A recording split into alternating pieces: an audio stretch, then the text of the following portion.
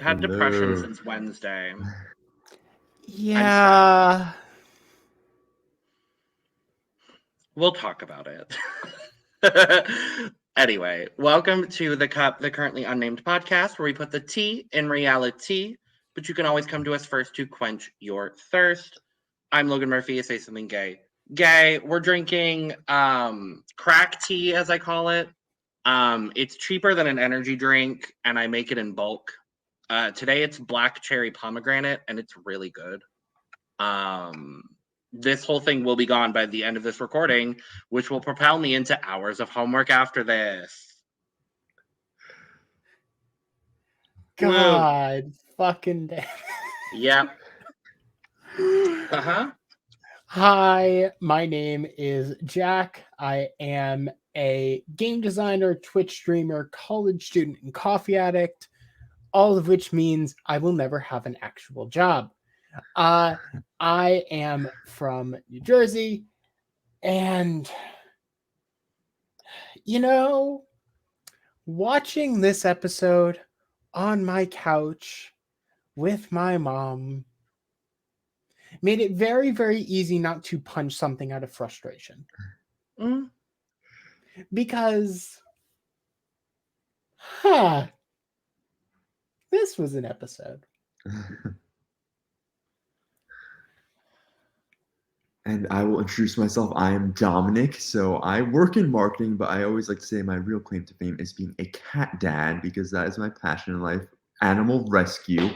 And one of my passions, and my other passion being reality television. I have watched Survivor and every other reality show under the sun since I was 10 years old, and I am decades past that now. So it's been a significant portion of my life, and I am actually also from New Jersey, so love the Jersey connection. I feel like Survivor has been really good to Jersey people, and that's why I will always say New Jersey is represented well on Survivor.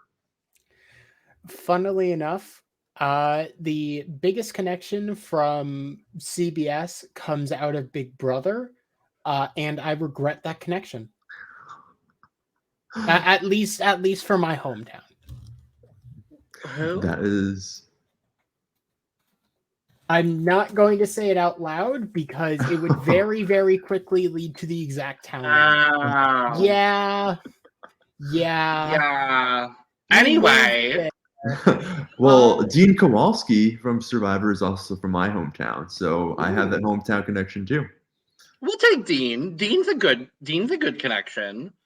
I don't think anyone from Tucson has ever been on. I think the only connection I can think of on a reality show is Drag Race. Oh yeah, that's the only one. There's been plenty of people from Arizona, but anyway, Domenick, welcome. Thank you. So excited to be here. I love sharing my opinions on reality TV when they're unsolicited. So actually having them solicited for once, it's even better. Yes. Yeah. I'm so happy to have you on. Let's just rapid fire real quick. Give me your favorite players of all time, favorite seasons of all time, favorite moments, all the favorites of 44 seasons. Give it all of it. Oh man, my favorite player of all time is definitely Courtney Yates. I've met her several times, and she is even better in person than she was on the show, which is a very high bar to clear. But I love so many people from Survivor's history: Sari, Parvati, Sandra, of course. Kim Spradlin, I think, is the best winner of all time. From a purely gameplay perspective, favorite seasons: China, Micronesia, Heroes versus Villains. I'm an old school fanatic though, so I love Borneo and Australian Outback they were like a whole different level of cultural relevance than Survivor has ever been able to achieve in any other season. And I also really love Marquesas, Pearl Islands, so many favorite seasons from that early era, and then the current era also exists.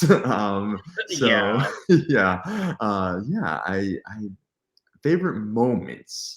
I really love the character-driven moments. So the first one that pops to mind is just everything with the other Courtney Merritt from Exile Island, when she was singing to Bruce as he's getting medevaced, being called a poser by Jeff Probst. Like, that's the pure humor of Survivor that I absolutely love.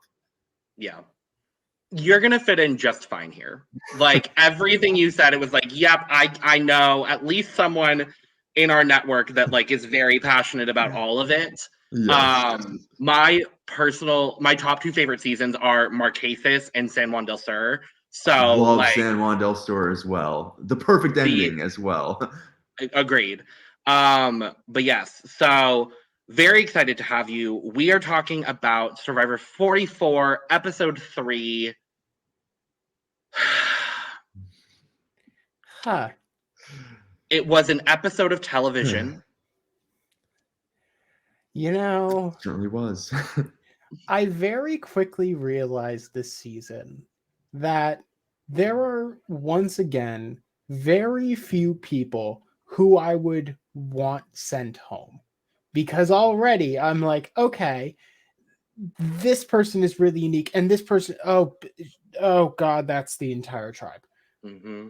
And they're going to, God damn it. Like, yeah. It consistently feels like, at least in the casting department, except for a couple of misses that have been bad misses, that the casting has gotten really, really, really good, which makes every single elimination, especially when we start to see patterns, even worse. Yeah, there's a couple blind spots, you know, in the modern era casting, Tori. But I think I would agree with you. And on that note, by the way, fuck Nick Wilson. Anyway, moving on. I think I would agree with you though. This cast specifically, even the people that I was kind of like neutral on going into the season, I'm starting to find that I'm like really, really ramping up and like loving seeing them. I think the one specifically that I've not necessarily 180'd, but I have a really positive opinion of now is Danny. Danny has really shocked me over the last couple of episodes. And we'll talk about his big play during this episode. But he's standing out to me more and more as kind of this like central figure on that Soka tribe, for sure. Absolutely. I mean, I definitely think he has the most say in what's happening, and he's the one playing most creatively, which I do have some concerns about how much of a hand production has in everything, but he's certainly playing the hand that production gave him very well. We'll talk about a lot about production this episode. We'll talk a lot about the production. But we do start the episode. We are back at Tika in the aftermath of the elimination of Helen, which I'm still sad about. Can we please stop sending Asian American contestants home early? Thank you. That goes for this show. That goes for Big Brother. That goes for Big Brother Canada. That goes for Drag Race. All of them, please. Specifically for Big Brother Canada, queer Asians. Anyway, how? That's a video for a whole other day. This is Survivor. Which we will probably do. So we come back to Tika, and I don't know if we were made aware of this knowledge in the last episode, but we are made aware of the knowledge now. I think it was either on the show or in someone's interview. We were made aware of the fact that Sarah's lack of vote in that tribal council was public knowledge. And so that is kind of what shifted Carson into working with Jam Jam and Carolyn, taking out Helen. I don't necessarily understand why in that scenario you wouldn't just take out Sarah. Because I think Helen is going to be a lot more beneficial in challenges, but also Helen could be a threat down the line because of how smart she is. So I get the move. I'm just still a little frustrated. Yeah, well, I mean, the body language expert did ascertain that Helen had the idol. So, I mean, you have to get rid of her if you think that she has that idol. But yeah, no, I definitely was questioning if you know that Sarah risked her vote and she possibly has an advantage, wouldn't you want to go with that a little bit more certainty than the possibility of Helen having an idol and taking whatever Sarah has, which I don't know if she shared what she was potentially winning, which I know she did get, the inheritance advantage. I don't know if she shared that with them, but even the idea, I mean, that's part of what I find so repetitive and boring about Survivor now is that the people repeat the same lies that nobody buys if they've seen a single episode of the new era of Survivor. So having all these people say, I went to Shipwheel Island and they gave me this option and I risked my vote and I lost it and that's done. It's like, we've seen this before. No one's going to believe that. I'm sure they all think that she has an advantage. So why would you not want to flesh that out instead of something else that Helen might have? I don't get that move either.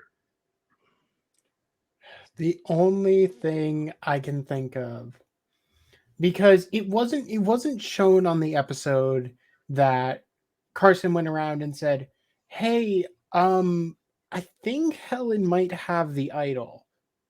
Like, that wasn't shown. Mm-hmm. In fact, the exact same argument was made against Sarah. So there isn't any sort of knowledge.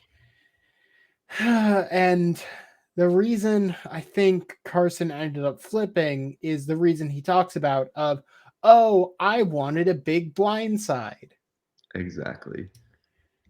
To be honest, I don't even know that he ever actually flipped. I think that this is purely driven from the idea of everything has to be a big move. I think maybe Carson either led them on or pretended to be in alliance with them solely so he could say, I made a big move and flipped on people who trusted me. Yeah. I don't know they ever actually planned to go with Helen and Sarah in the first place. I'm kind of glad Robin isn't here for this exact moment because I didn't really either love the way Carson kind of celebrated when they got back to Tribal either. That kind of put me off a little bit. Like, I understand he's a fan and I understand he's excited about a blindside. It was something about this specific like celebration of it that I just didn't really love. It might have been the editing. I'm not too sure, but I think you have to lean more into it too. You have to understand that that's a villainous thing to do. I think you can't separate the game from the emotions and the betrayal aspect of it. And I think more and more we see people trying to do that. But to me, I'm like, if you're going to celebrate getting someone out when they were not vindictive or nasty to you in any way, you have to say that that's a villainous thing and you were playing like a villain. But I think that so often now people don't want that label at all. They want to be considered righteous and everything that they do is like golden child behavior. So I think you have to lean into the villainy if you're going to start celebrating people's dismissals for no reason. It felt childish. Like that's the overall emotion I got from it. It was very much, ooh, look at me, I did this thing, and everyone is like, okay, great job. You're not the first or the last to do that. It's not that impressive. Chill. Yeah, I mean, again, it's the first vote. There was not like you're really not flipping on anybody from any pre-established trust that's been built because it's the first time having to vote somebody out.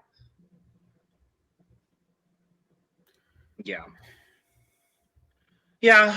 Well, at the end of the day, Jam Jam and Carolyn were safe. And as much as I love Helen, I was a little bit more concerned about Jam Jam and Carolyn because icons. But let's jump over to Ratu really quick. Kane is just being a nerd. And we get him not only using the sword immunity idol thing as a weapon. I really thought he was going to hurt himself. I thought we were getting like the goofball edit where then he hurts himself. But I guess we already kind of got that with Matthew this season. But not only is he talking about D&D and like using the sword as a sword, but then he is incorrectly singing the Canadian national anthem. Yeah. As an American, I had no idea that was incorrect. So that just adds another layer of confusion, putting it lightly. I was happy to see some backstories that were not inherently like tragic and sad in and of themselves being presented. I think that was a plus at the very least, because I think, at least in my opinion, Survivor has leaned way too heavily on sob stories, which I think is something that we've seen on American Idol and The Voice and American Ninja Warrior for year after year after year. Survivor was a little bit late jumping onto that bandwagon, but is extremely tiresome to me. I will say that's my number one frustration with Survivor is that, again, to me, it just seems exploitative to trot out a sob story. It's like, I don't know if it's the producers who are prodding it or someone who's all too happy to share traumatic things from their past for the sake of being on TV, but I don't like that part. That's definitely fair. Yeah, I don't know. Everything that happened with Raw 2 was kind of just like weird. Like Kane being Kane. Brandon is like, I'm not a dumb jock. I play the piano. I'm like, I don't need to see this. Like, It's nice to like get to know who you are as a person, but I don't need to know, oh, I'm not just a dumb jock. I play the piano and I'm a Renaissance man. I'm like, how many times have people come on Survivor and said, I'm a Renaissance man? Mm-hmm. I mean, it's a lot of telling and not showing. You know, I want to be able to ascertain that you are an intelligent and capable person by what you do on the island. So the fact that he was able to go fishing, that's more of an impressive feat than like showing me a highlight reel of all of his accomplishments in real life, which of course, like you could sprinkle in stuff like that. But I think Survivor really leans on tell, don't show anymore, which is just bad storytelling. I mean, you have to really use the footage that you have of the people in the game to support whatever character you want to build them as. Yeah. And then Jamie decides to eat an earthworm. Now, I'm going to still support her. That's my Arizona girl. That's my plant lady. I don't know if I would have done the same. Let's just say that. You know what? I respect it. If you're going to do weird shit to do some tribe bonding stuff, just do it and have fun with it. And it clearly brought the tribe closer together. Mm-hmm. Absolutely. Kind of hearkening back to the old days of Survivor when Ramona ate a rat for the first time. I feel like that's actually way more. I don't know that I could do that. Maybe an earthworm. A rat, I really don't think I could do. But, you know, I do like the moments like that show these people are pushing themselves outside of their comfort zone. And I like that Jamie is so quick to embrace the plant lady island life persona. I just love, she's like, we have our first house plant. I'm like, such a good casting choice. Yes. Like, I was going to say, I don't know where this woman came from, but she came from Arizona.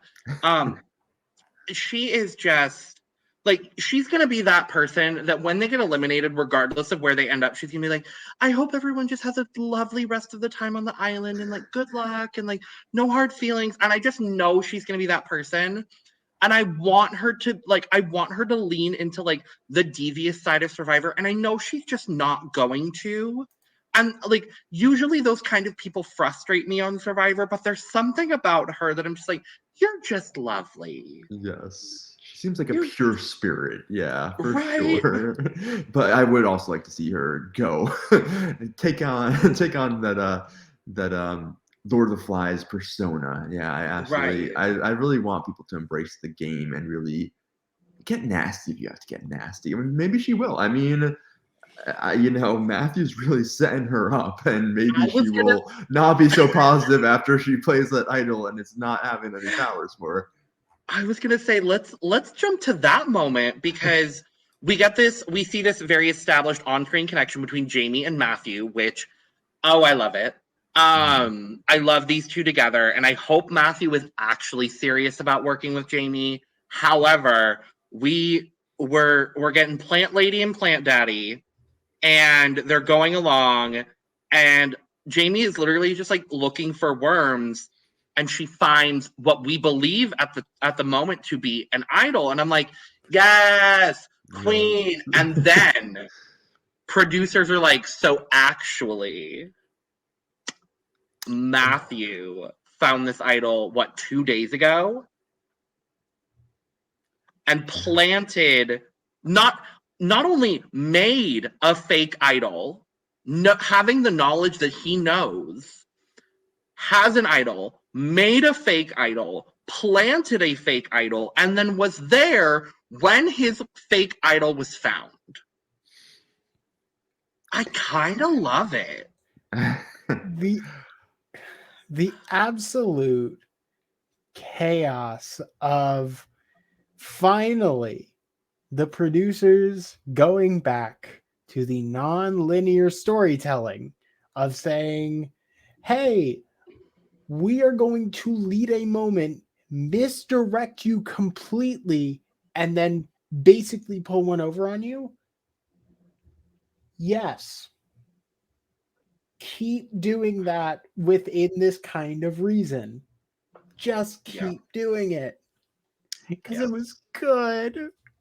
Yes. And establishing a relationship between them too is so important to me. It's so much more meaningful and impactful when you see, oh, Jamie feels really bonded to Matthew. And look at what he's putting her through, you know? That's the deviousness that really resonates with me, is when you see, okay, this person is going above and beyond to hoodwink someone that really likes and believes in them. And now, do I think that that's a good move to do to Jamie? I don't know that he necessarily has to do that to someone who is an ally of him and really does believe in him. It seems like unnecessary maybe to me, but I also do like that he put together that fake idol himself. It wasn't something that was just handed to him by production. He took the initiative on his own to make it, and I prefer that type of move to them like just handing you a fake idol to use that looks like a real idol. So I was impressed by his skills and his ability to deceive even those who trust in him right now. Because again, I mean, we're seeing that a little bit thus far, but it seems like people in general do try to play nice a lot early on. So I think it's a good thing, a good move. We'll see. I'm not convinced that he has to do that to poor Jamie. Yeah. I was going to ask as well, Domenick, what are your thoughts on the birdcage idol twist? Like, what do you think of it? I love the idea of hiding it in plain sight so that everybody can tell if it's there or if it's not. Of course, that kind of gets taken away by having it in the bag, and then the bag can be replaced. You have a fake idol like planted for you. To me, I think my struggle with every advantage and idol in this game is that I really love the days when it felt more earned, and I know that Russell Hantz kind of took that out of the game years and years ago, but I loved when there was a little bit more merit to who found an idol, because they either solved a clue, they had to do something specific to find it, and I think this just kind of, again, like just increases the scavenger hunt nature of Survivor, which I really do not enjoy. But I like the hidden in plain sight aspect of it. I like that there's a little bit of anxiety of trying to find the idol. That's always fun. And find the idol without someone else catching you. That's always fun. But I do think that, unfortunately, they just add maybe 2 or 3 more layers to it that they really did not need to do. Yeah, I like that I think the reason why I like this birdcage idol twist with the fake idol is that the producers were smart enough to make fake idols that are also real idols for other tribes. Mm-hmm. That's why I like it so much, because in any other scenario, if it's just a real idol and a fake idol, I think I would definitely like agree more along your lines, Domenick.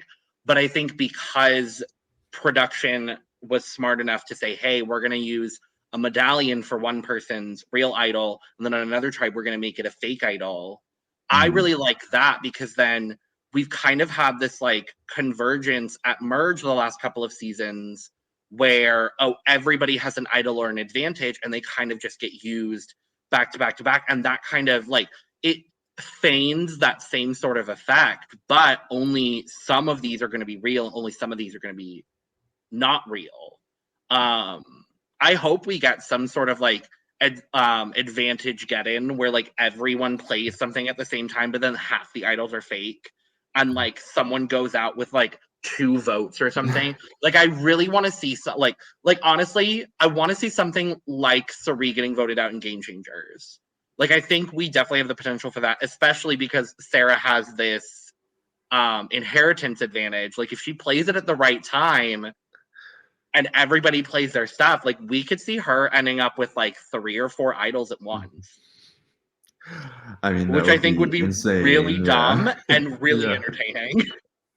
I mean, I do want to see someone now one up Drea in that department. Now that the bar has been set so high for amount of advantages you could have at one time, I think that it'd be great to see someone beat that record. But actually, I do have a question for both of you because this came up with people I was watching this episode with, and everybody says that they would be absolutely mortified to play a fake idol.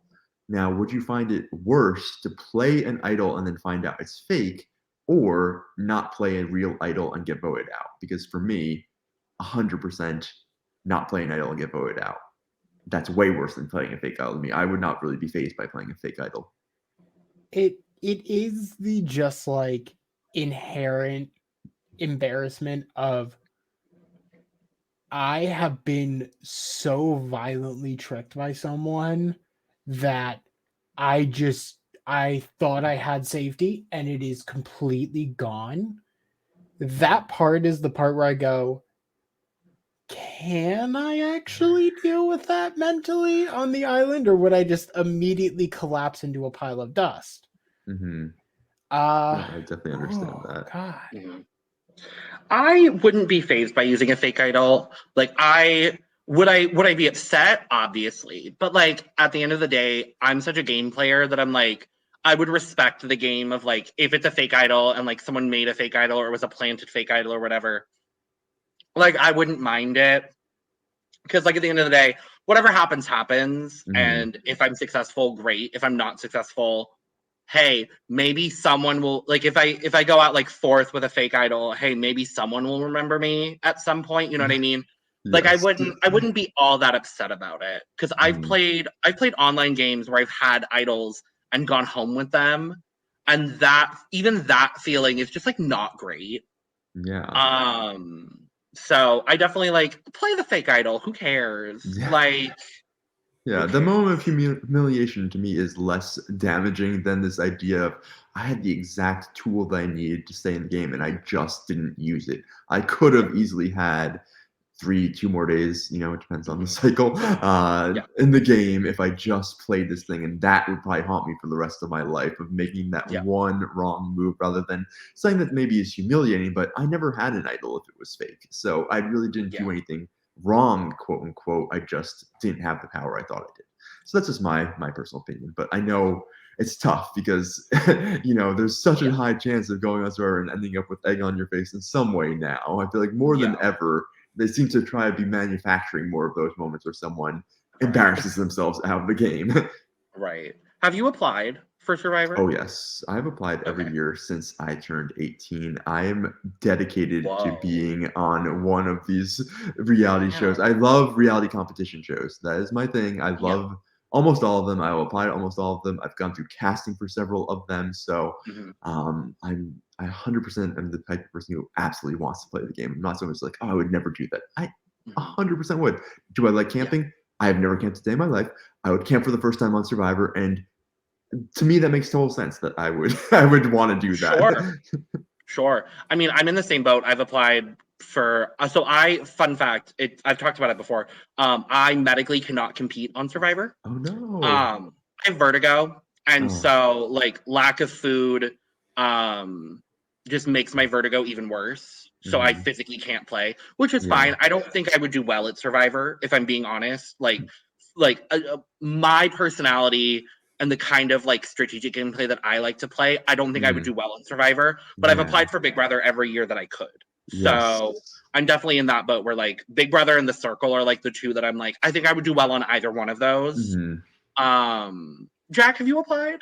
for anything? So I do have some in progress applications that if they do manage to check my Twitter, I will not say exactly what those are. I applied for Survivor every single year since I was 18 as well. So about 3 years now. Yeah, and I've applied for Big Brother. This year will be my 4th. And I am I turned 18 a while ago, so it is You wouldn't be able to tell. 14 times applying for Survivor now. Okay. Love it. Well, speaking of fake idols, let's talk about Danny. So he has the real Soka idol. He found the key. He gets the idol. He takes the bag. But then he decides in this episode he's going to plant the fake idol and do exactly what producers want people to do in this scenario. So he plants the fake idol in the bag. He plants the key. And of all people on this Soka tribe to find the key, it has to be Matt. And not only does Matt find it, Danny sees him find it. So then Matt grabs the idol. He's like, "Oh my God, I have an idol. This is great." So not only does this man not have a vote for 2 tribals, he also has a fake idol.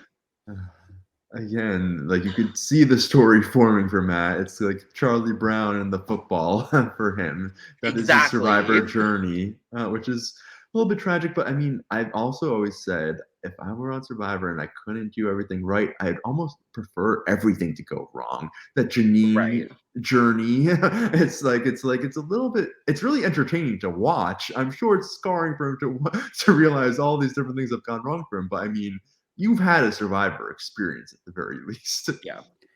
What do you mean the Janine journey? What are you talking about, Domenick? I mean, I love having that saved. It's one of the only Survivor reaction images we have saved, and I just love using it all the time. But and the sad thing is that you could think of like 5 other shots of her making that exact same face that you could use. There's about 5 or 6 of them from Final Tribal Council alone. Oh gosh. And once again, just like last episode where we had the exact right way and the exact wrong way for, well, not exactly the wrong way, but like a very comical, like comedy of errors kind of way for retrieving the idol. Here we once again have the intended method for a fake idol to enter the game on Soka and an unintended way for a fake idol to enter the game on Ratu. Which once again provides a really, really interesting dynamic, and it almost feels like it was planned. Like if someone were to, there's always the fun rumors going around that, oh yeah, Survivor's obviously scripted. If someone looked at this season and said it was scripted, I would not blame them at the moment, because the dichotomies are working in such a perfect way that like every single time you go, oh yeah, no, that's working out really well. Yeah. Too well. Yeah. Because if no, go ahead. I was gonna say, if you look at the people who have found idols thus far, real idols, Brandon, Matthew, Carolyn, Danny. These are all people that I feel like production are like, okay, these people are either going to be strong in challenges or provide good television. And I would say all 4 of them fit either or both of those categories. And then if you look at the people who now have fake idols, you look at Jamie and you look at Matt, who have kind of been used a little bit as like, not the comic relief, but like a bit of like the levity of the season. Obviously, Jamie being, plant lady and eating earthworms. And then you have Matt where just everything is comically going wrong. But then he's also kind of in this showmance. It's interesting. So now Matt has a fake idol. Franny finds out about the fake idol, and now all of a sudden, people are like, "Oh well, we can't target the showmance now. They have an idol," and I'm like, "What do you mean?" Yeah. Well, You know actually, I will say though, one thing that I think Danny did overplay a bit is by calling Matthew out in front of other people. You know, if I were Matthew in that situation, I would be like, why is he blowing up my spot in front of someone else as well? Like, if you say that you trust me and you want to work with me, but you're going around, like, you do that behind Matt's back, not directly to his face. So I thought that was a little bit of maybe overplaying on his part. Because if I were Matt, I'd be like, I don't trust this person at all anymore. He is trying to put a target on my back, which is exactly what he actually is trying to do. He would have an accurate read in that case. I would have just either, if the intent was to put a target on his back, talk privately with someone else. Mm-hmm. If the intent was to get closer to Matt with this secret, you should have talked to him alone. Yeah. Talking with two different people, make sure that both of those roads are immediately closed. Yeah. Which is just... I mean, it gave us Josh airtime. Josh got a confessional, and I'm happy to see it. Truly, like, I was like, is Josh here? Mm-hmm. Josh, where are you? I would like to see you more on my television, please. And this was, he got, I think, one confessional this episode. And not even a question at tribal council either. And he was the alternate boot. I was like, guess they really don't think that he has much to say if they can't even find something to. I mean, I feel like that would just only heighten the suspense if you thought, at least he's speaking here. Because he's kind of now the only person on that tribe without a storyline. Yeah. At least that we've seen through 3 episodes, because we obviously have the showmance, Danny finding the idol, Claire being the perpetual sit-out, which we'll talk about, and then Heidi making fire and like being this underestimated player because of just all of the different all of the different boxes she ticks, for lack of a better term. She's an older player, she's Latina, she's an older woman, period. Like that's not a demographic that traditionally does well on Survivor, unfortunately. And then you kind of just have Josh, who is good at challenges. We know he's gay, we know he's a podiatrist, but I'm like, I don't know anything. Like his medical condition has not been brought up once in 3 episodes. And at this point I'm kind of just like, okay, so when we finally get Josh's backstory, we know he'll be going home that episode. Mm-hmm. And I'm just like, I'm waiting for that episode, and I don't want it to come because I like him, and I think he can be a dynamic player and do very, very well, like in the post-merge situation. I think he could be someone that could maybe win out, honestly. But we're seeing nothing from him. And I think he actually does have the least amount of confessionals. I'm gonna look. It would not surprise me. Yeah, it's him. It's him or Heidi. Yeah, it's him or Heidi. We also, before this episode, I feel like we didn't get a lot of Ratu last time, and still, even with Ratu, it was still like screwed up because it kind of just felt like defaulting almost. So, and that was also the premiere, so it kind of tried to give every single tribe the same amount of attention. So it kind of worked. Yeah. So where are we at? So we go to the challenge. And it's a good old, as I like to call it, swim, obstacle, puzzle? Block puzzle. Yes. Block puzzle. And I want to point out, and we kind of brought it up before we started filming, Claire was allowed to sit out for a 3rd episode in the row, and that's just we were kind of been allowed. Yeah, so we were kind of discussing, and Domenick, I don't know if you have any insight necessarily, or Jack, if you have any other ideas. My initial thought process goes to the fact that there's been so many medical emergencies on this season that, like, I think immediately of like Matthew and his shoulder. So, like, if Matthew wasn't able to compete in challenges. Like, is that why they lifted that requirement for this season? So I believe that I heard that Jeff said in his podcast that they have always just had it as per cycle, you're only allowed to sit out in one challenge per cycle. So if there's only one challenge in that cycle, that's self-contained and the next cycle doesn't count, and that they're looking into changing that in the future because of this Claire situation, with her just consecutively sitting out challenge after challenge after challenge in different cycles, because as these early in the latest seasons, they tend to not have an episode with a reward challenge until 4 or 5 episodes in. So there is definitely opportunity for someone to sit out a lot more there. And again, the factors of the season of someone getting medevaced within the first episode, which also has happened several times in these past few seasons, which is a little concerning. Usually you would not have someone sitting out episode 1, but because of the circumstances of the season, it just kind of exacerbated an ongoing issue, which is it should just always be back-to-back challenges regardless of the cycle that they're in.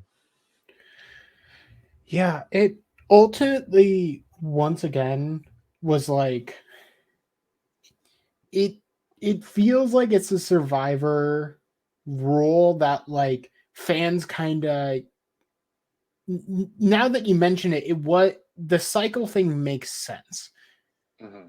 But even like in 41, 42, 43, where that did not happen, I don't think that ever ended up coming up, which was the weird part.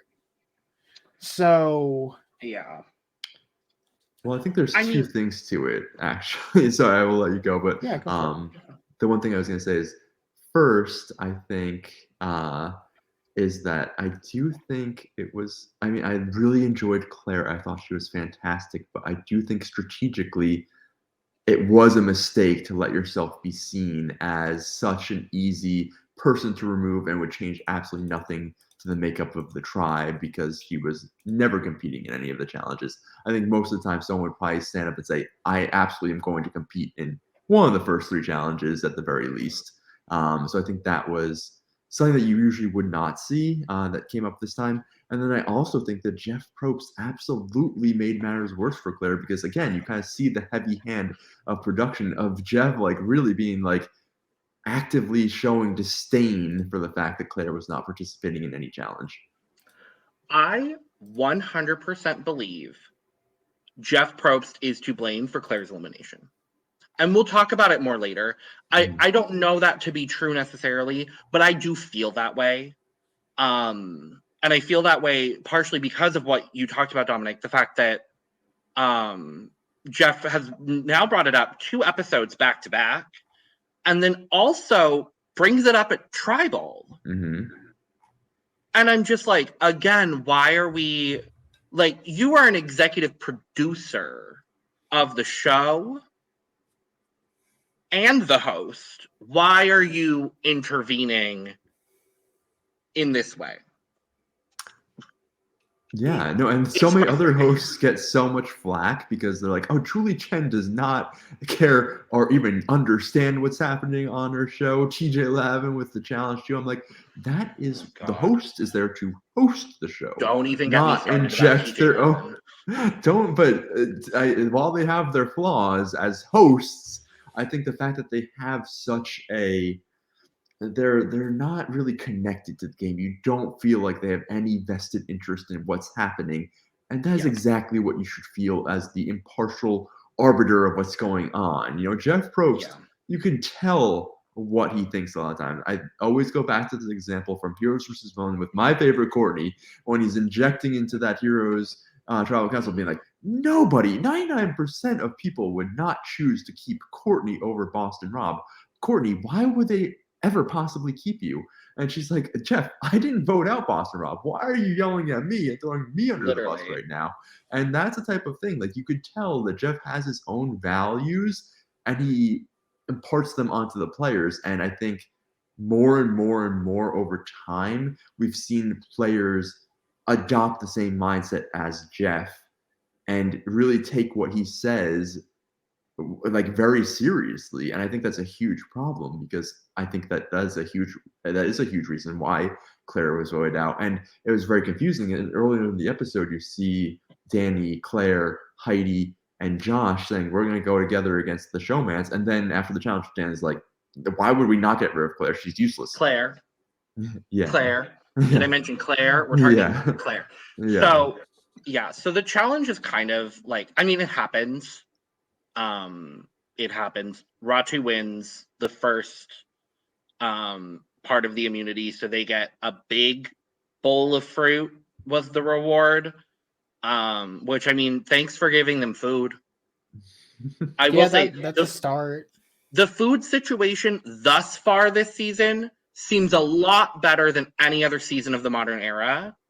And for that, I'm appreciative because I've preached for 3 seasons now, why are we starving people on national television? That's not entertaining.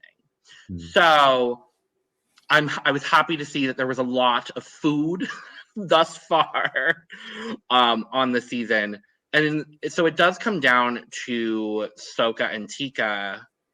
And we find out that like a couple of these people have studied this puzzle prior. I think Carson was one of them. I think Matthew was another one of them. Jamie did as well. Jamie did I remember as well. that.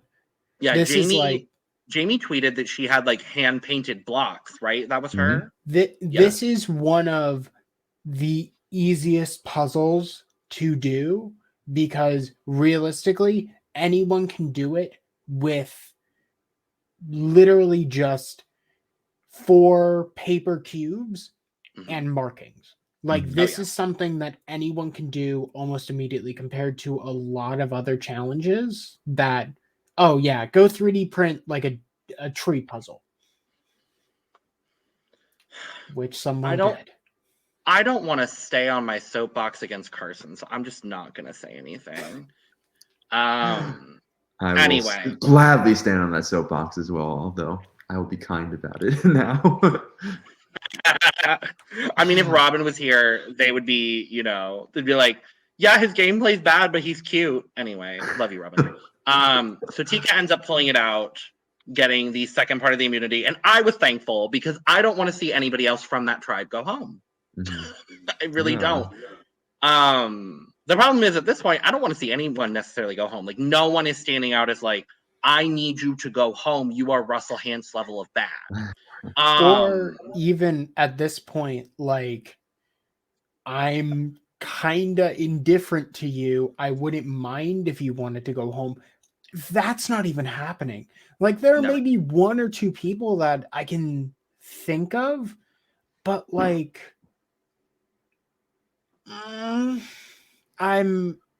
every single tribal sucks. Every single tribal sucks because someone good is going to go home.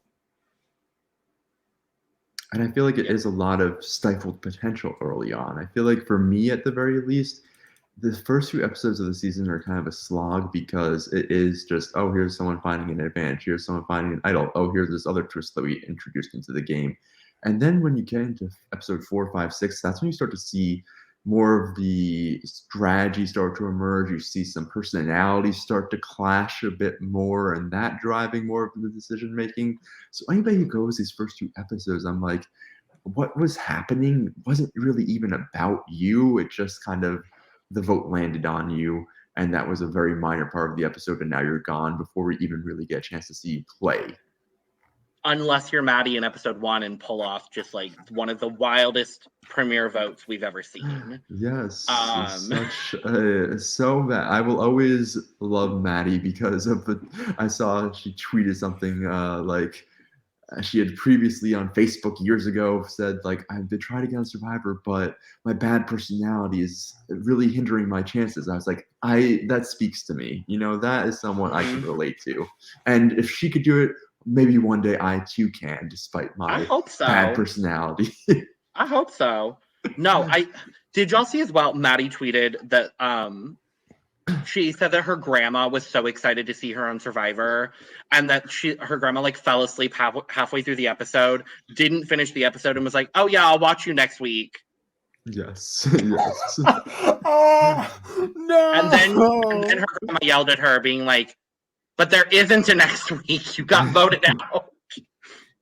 I think she is easily one of the people that I'm like, I would like to see you when they do a redemption season. I would love to see Maddie return.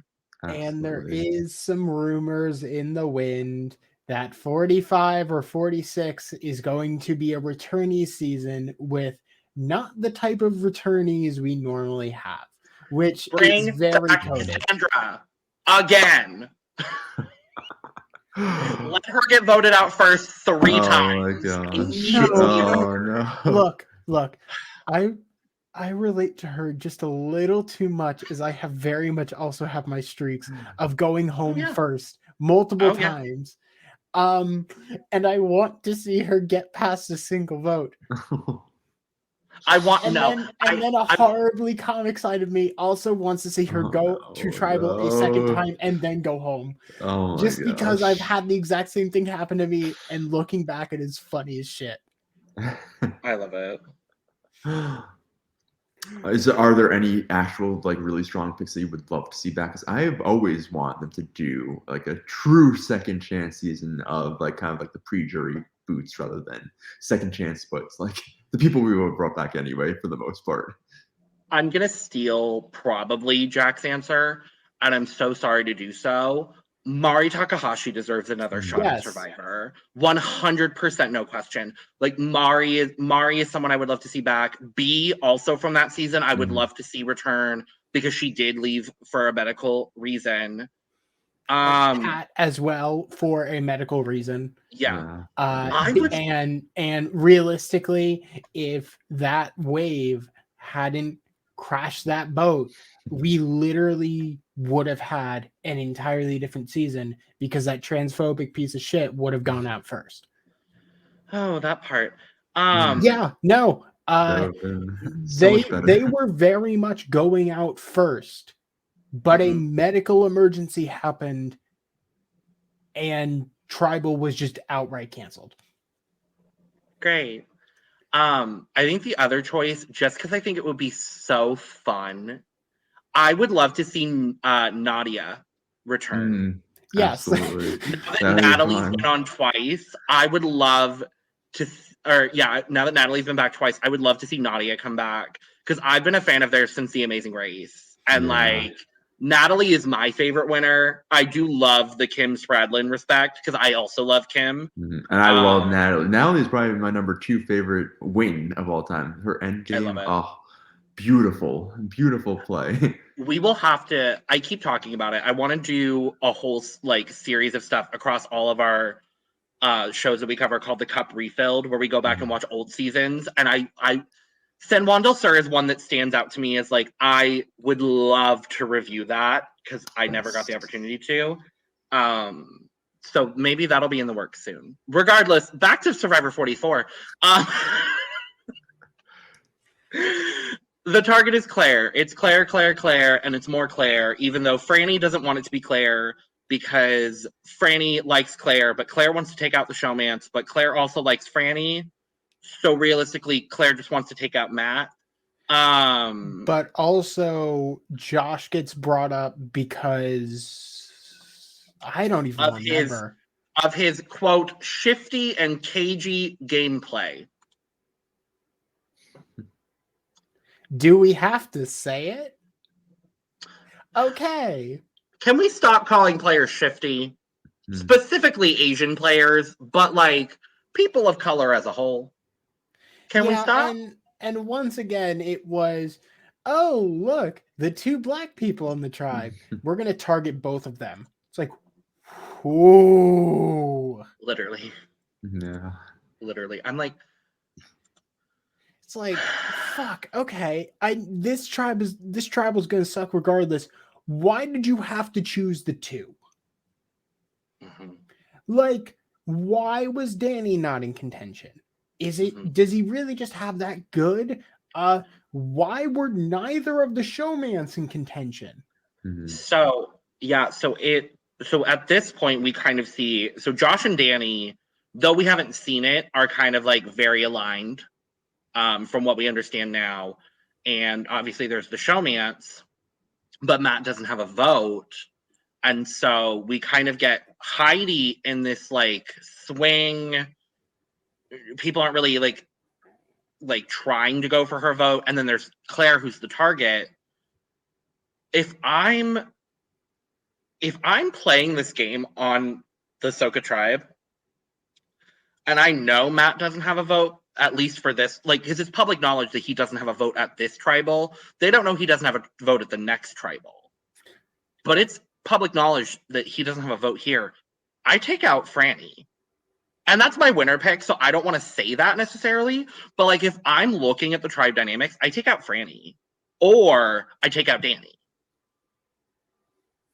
Because, like, you take out one of the two sides, you pull in Heidi, and then, like, you have a majority. And then it kind of just works out if you take out Franny, because then Matt doesn't have a vote at the next one. You just take out Matt. Granted, they have no idea of that second vote, but yeah. That's just like icing on top of the cake. Mm-hmm. Yeah. It just... Do you think that, especially nowadays in the early game, I think women should always try to work together at this point? I mean, we keep on seeing the trends over and over again that so many women go home pre-merge. And I think that Franny had the exact right idea of, like, let's not just target Claire, because where does that leave her next? So I do think for the women, it is always smartest. And I understand all the factors that lead to them not working together. I'm not saying that they always should have to or anything like that. I just think the way that this game has, I don't even want to just say has shaken out, I think has been purposely molded over the course of the Survivor lifespan, has really not favored women, both before the merge and after the merge, honestly, now. So they should absolutely stick together. And I definitely think Franny had the right idea going into this tribal council. The thing that always gets brought up is tribe strength. In the earlier seasons, there were tons of challenge variety where saying that tribe strength, that doesn't mean just, oh, can you push a heavy box? Because just biologically, men have an easier time with that on average. Yep. So having most challenges be obstacle, obstacle, obstacle, and then X thing, it almost leads that, oh yeah, no, we can just get rid of someone who can't push a heavy box, or we can get rid of someone who doesn't know how to swim perfectly. And just, I mean, they're not exactly the most fun challenges, at least the one that I can think of like, oh yeah, go play like a giant game of darts, or go eat these local delicacies that are Where are the eating challenges that are very much not local delicacies and undercooked and raw versions of said local delicacies, because they look more exotic and crazy, which is a different issue. A whole other issue. That's an entirely different can of worms. But yeah, no, more stuff like that. Yeah, I would love for challenges to be just one thing. You know, just leave it as one self-contained event that is just testing them on one different skill. Because even right now, it's so funny. I think the whole challenge strength thing is so overblown, because it really just comes down to having someone who can complete a puzzle. Unless you're physically unable to complete the first part of a challenge, like say Heather in Survivor 41, almost every single time, the amount of time that you have to make up can easily be made up if you have someone who's really good at puzzles. So you really just need someone with strong puzzle solving skills, which is also like every puzzle kind of varies. You can be good at a certain type of puzzle and not good at another type of puzzle. So that does switch things up, although it is extremely boring to watch people do puzzles all the time. So I'm not even advocating for more puzzles, other than the fact that I just don't understand this idea of challenge strength not really almost entirely being based off of who your best puzzle solvers are. And then second of all, I feel like challenge strength from a woman is completely devalued on Survivor. And you see that time and time again where if they ever suggest getting rid of a man, and when they got rid of Voce, everyone was like, how dare they? They're never going to win a challenge again. They never lost a challenge again. But there was this uproar about Yasa getting rid of Voce because how can you get rid of the challenge strength? But then look at someone like Justine Brennan from last season, who I thought was a strong competitor. And it's just like, oh, well, why would we keep her? There's no value in a woman who's strong at challenges. But when there is a man who's strong at challenges, there's a lot more pushback to getting rid of them than there is a woman. Yep. Yeah, all of that.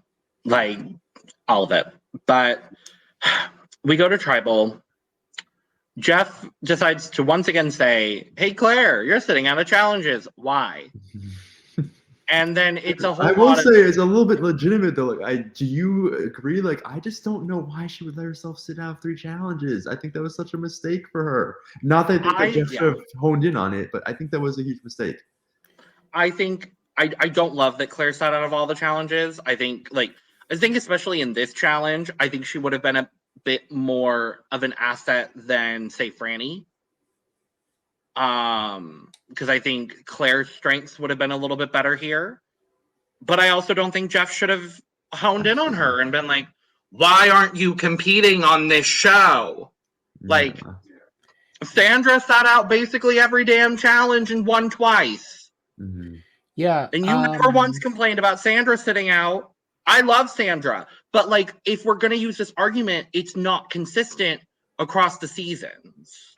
It didn't make sense to repeatedly at every single moment possible bring it up, because if the tribe cares about that, they can talk about it.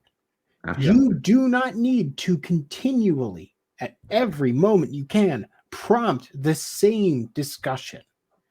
And that is something. And with the sense of disdain that he did, like, you could tell that he was not a fan of what Claire was doing, or not doing, I guess, in this case. And we mentioned it multiple times over, but yeah, no, absolutely, Claire got bit by this. Yeah. And it sucked, because I was really upset to see her go. It felt unfair.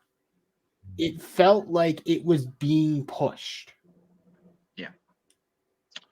And that sucked. Yeah. Not to mention, she also plays her shot in the dark at this tribal. So that is now the 3rd shot in the dark played this season. Obviously, she was not safe. So Claire is the 4th person eliminated, 3rd person voted out. And we'll talk about the trends here in a second, but continues a trend that we've seen in the modern era, kind of what we were alluding to a little bit earlier, that every tribe in their first tribal this season has voted out a woman, and 3 of the 4 people that have been eliminated thus far on this season are people of color, 2 of them being Black, and we are only left with 2 Black contestants and 1 Asian contestant on this season. So there is an unfortunate footnote of, Jesus Christ, my brain is really, really not working tonight. There is an unfortunate footnote of Bruce being medevaced. Yeah. So it's harder to factor that in with than the race point, but still. 3 women on different tribes going back to back to back. Why? And I think we unfortunately know why. Yeah, so let's jump there. There's a lot of stats I have for this episode, but we can start there, being that 10 out of 12 eliminations in the starting tribes in the new era had a woman be their first player voted out. The only tribes that did not do that were Yasa, as we talked about with Voce, and Ika, on Survivor 42. Who was the first person voted out? Zach. Oh, it was Zach. Yeah. It was. Poor Zach. So we see on Survivor 41, the first from UA was Sarah, who I genuinely don't remember, to be honest.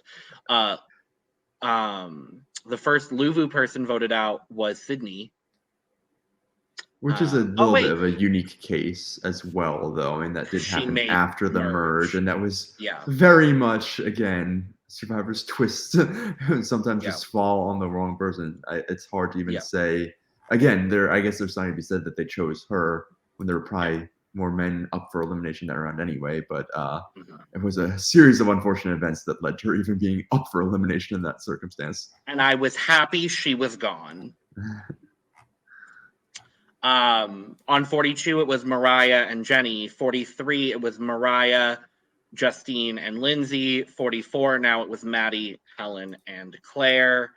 Of those women voted out first, 1, 2, 3, 4, 5 of them were women of color, which is also not a great statistic.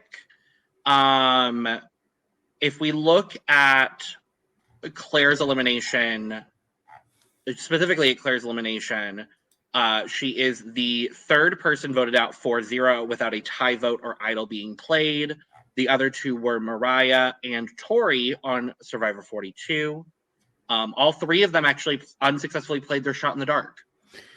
Which is, I think, one of the only ways besides just straight up losing your vote or having your vote stolen. Yeah. Like, those are the only ways to really ever have a X0 vote. So that does make sense that with the more modern seasons of Survivor and the constant thing of, oh, you're going to lose your vote now. Mm-hmm.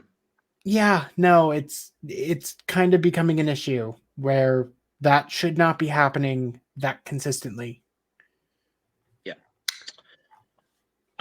As well, Claire is the fourth person in the history of Survivor to attend a tribal but never cast a vote.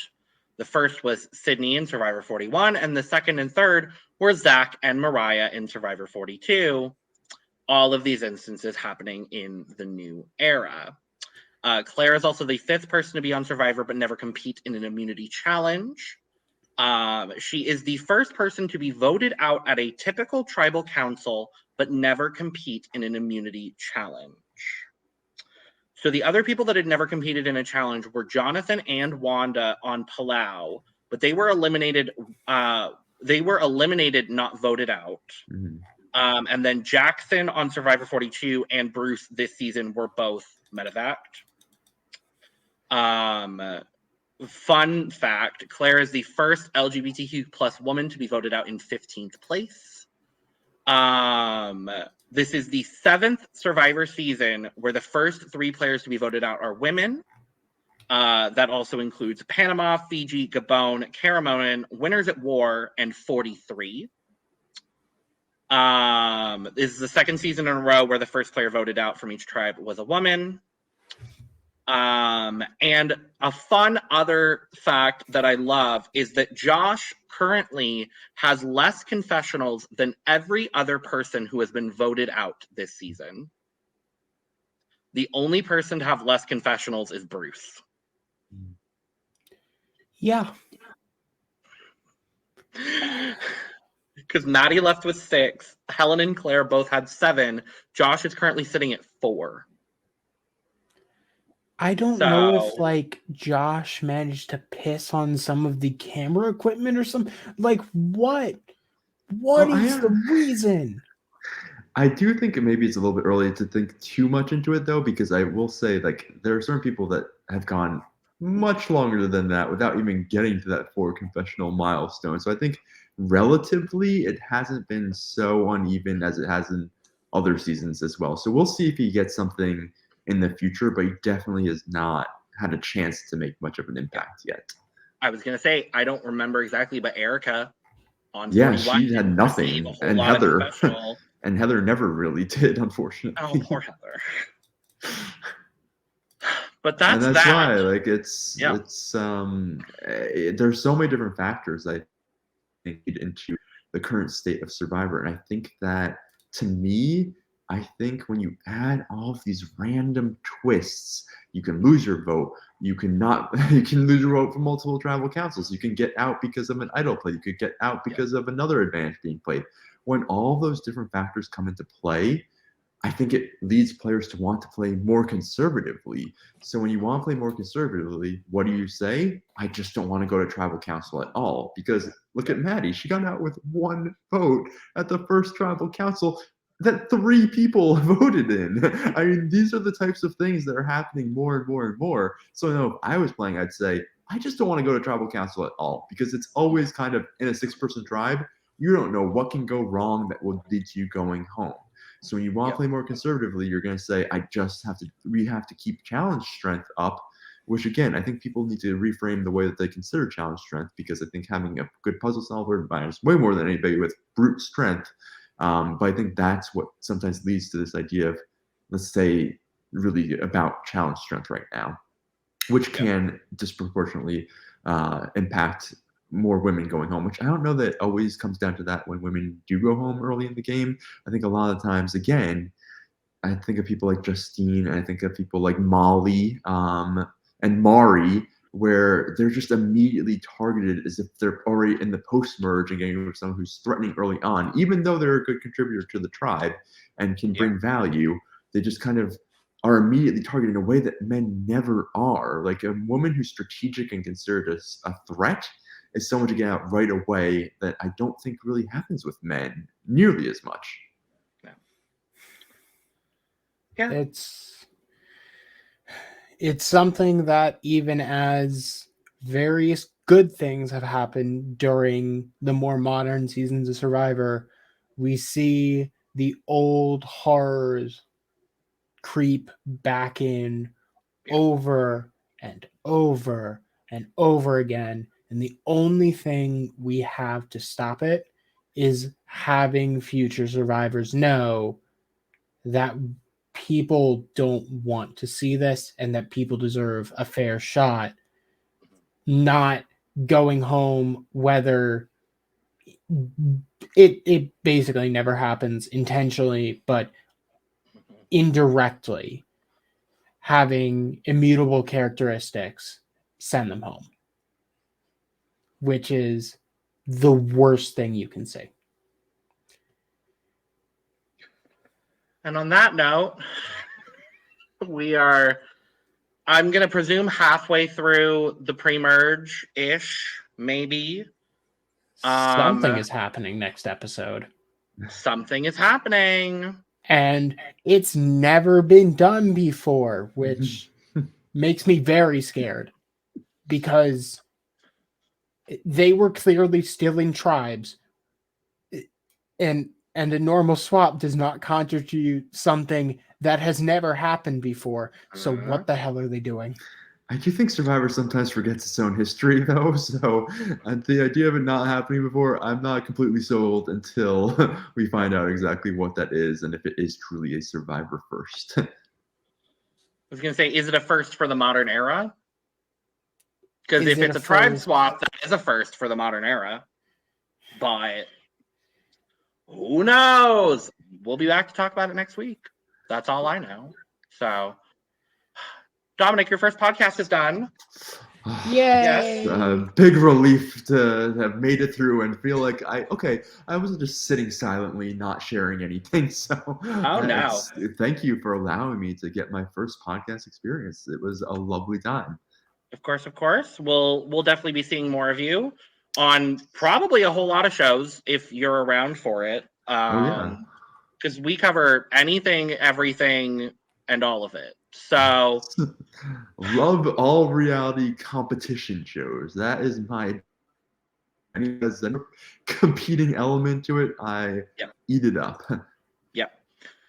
So with that being said, make sure to subscribe, follow, share, hit the bell notification, do all those things. Follow all of us on Twitter and or Instagram.